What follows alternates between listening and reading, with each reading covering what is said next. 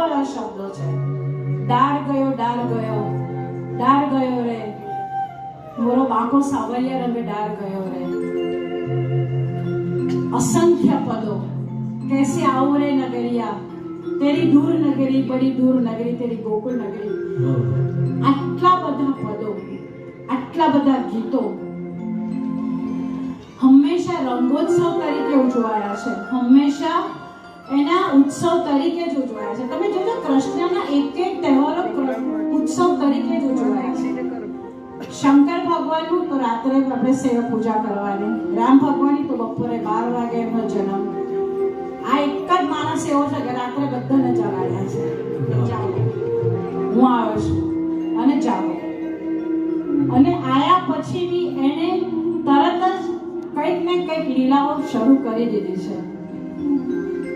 કૃષ્ણના અસંખ્ય દાખલાઓ આપવા રહીશ તો કદાચ બહુ ટાઈમ જશે.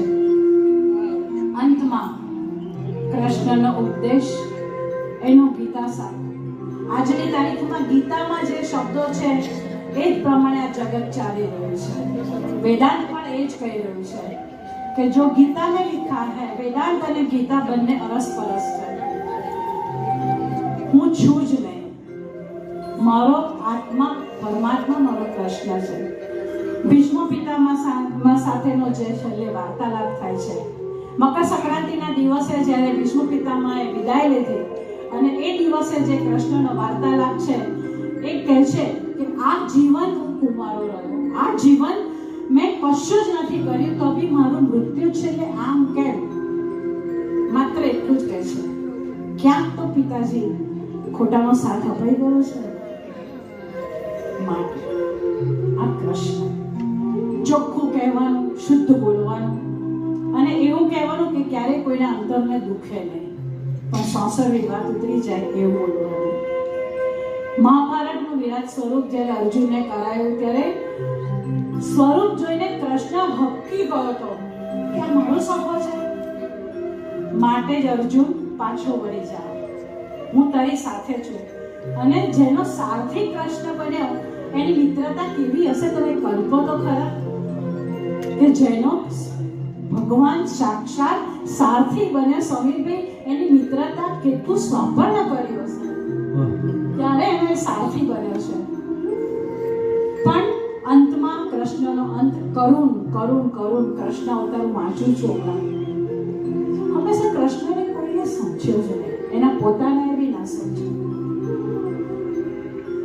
યાદવ વંશ જ્યારે નાશ પામે છે, યાદવ વંશની જ્યારે શરૂઆત થાય છે,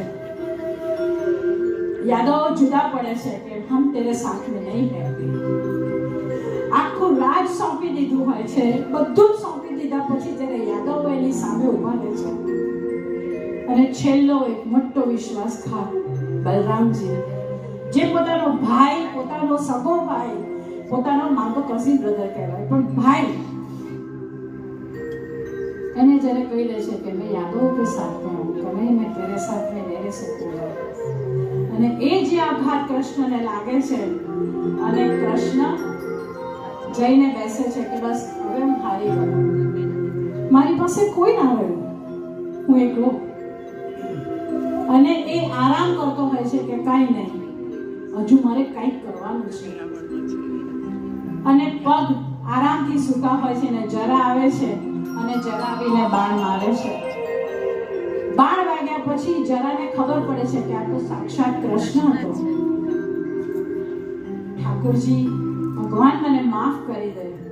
કૃષ્ણ કહે છે કઈ વાંધો નહીં, કશું ના કરીશ, તું ઉદ્ધવને બોલાય. અર્જુનને કેણ મોકલ કે કૃષ્ણ બોલાવે છે. અર્જુનને કેણ મોકલે છે. અર્જુન મારતા રથે આવે છે. અર્જુનને આવતા 17 કલાક થાય છે. ઉદ્ધવજી આવે છે. ઉદ્ધવજીને કહે છે કે ઉદ્ધવ, अभी मेरा समय आ गया, अभी मैं हार गया. नहीं कान्हा, तू कभी हारेगा ही नहीं, क्यों हारेगा तू? उद्धव, सबने मुझे दबो दिया, मेरा जो था वो भी मुझे छोड़ के चलो गया. अभी मुझे जाना है, मुझे जाने दे. नहीं सखा, तू नहीं जा सकता मुझे छोड़ के. नहीं, मुझे जाने दे. तू मेरा एक अंत में एक काम कर, जा राधा जी के पास और बोल कि मेरा अंत आ गया है।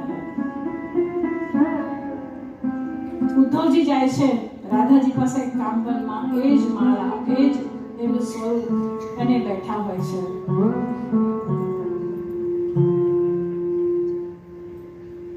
मैं आयो हूँ, हाँ मुझे मालूम है, चिंता मत कर, तू जरा भी चिंता मत कर, मैं रोने वाली नहीं हूँ, क्योंकि मुझे भी तो जाना है ना। उद्धव देखना, हम साथ में ही जाएंगे, हम भले आगे पीछे थे लेकिन जाएंगे तो साथ में ही हम। ઉદ્ધવ આંખ બંધ કરીને એમને નમન કરે છે। માળા ત્યાંની ત્યાં છે, રાધાજી અંતર ધ્યાન છે, કૃષ્ણનો જીવ જાય છે, આકાશમાં રાધા અને કૃષ્ણના જ્યોતનું મિલન થાય છે। આ રાધા અને કૃષ્ણનો પ્રેમ પણ આજે આપણે કૃષ્ણના જન્મને ઉજવવાનો છે, કૃષ્ણને વિદાય આપવાની જ નથી। ક્યારે બી કૃષ્ણને વિદાય ક્યારેય કોઈ આપવી નહીં, કારણ કૃષ્ણને આપણે જોડે રાખવો છે, એટલે કૃષ્ણને ઉજવવો છે। અને ક્યારેય કૃષ્ણને ફરિયાદ નથી કરવી, પણ કૃષ્ણને કમિટમેન્ટ ચોક્કસ કરવું છે કે આઈ લવ યુ, હું તને જ પ્રેમ કરું છું અને હું તારી જ છું। એટલે હવે આનંદે કૃષ્ણને ઉજવીએ, કૃષ્ણને માણીએ અને કૃષ્ણને ખૂબ મજા કરીએ, કૃષ્ણ જન્મને ઉજાડીએ આપણે। આવો સમીરભાઈ, વૈશાલીભાઈ અને એમના વૃંદ સાથે આપણે એક ફરીવાર નૃત્ય ગાન કરી અને આપણે કૃષ્ણને ઉજવીએ। એક 2 મિનિટ પ્લીઝ તમારી।